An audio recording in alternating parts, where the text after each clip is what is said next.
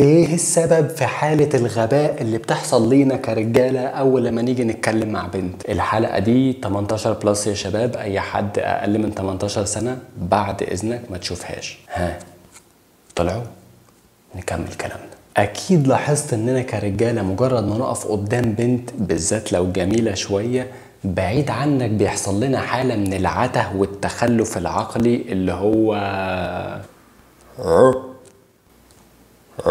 ممكن يبقى واحد في قمة الذكاء ومعاه دكتوراه في الطاقة الذرية، وأول لما يشوف بنت يفقد الذاكرة والقدرة على الكلام ومعدل ذكائه ينخفض لتحت الصفر. طيب ليه كده؟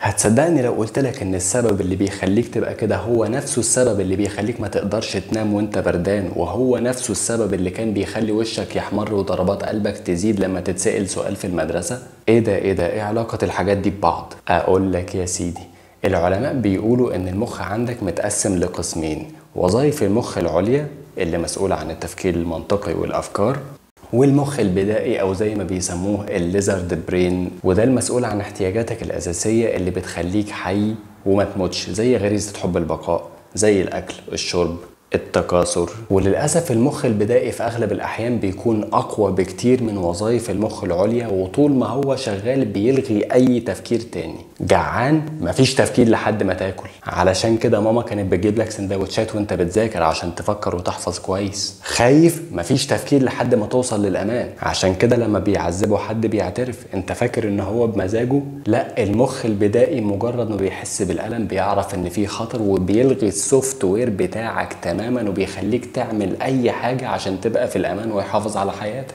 وكذلك الامر بالنسبة للبنات، انت لما بتشوف بنت جميلة بتشتغل عندك غريزة التكاثر، وبالتالي كل اللي بيفكر فيه مخك البدائي هو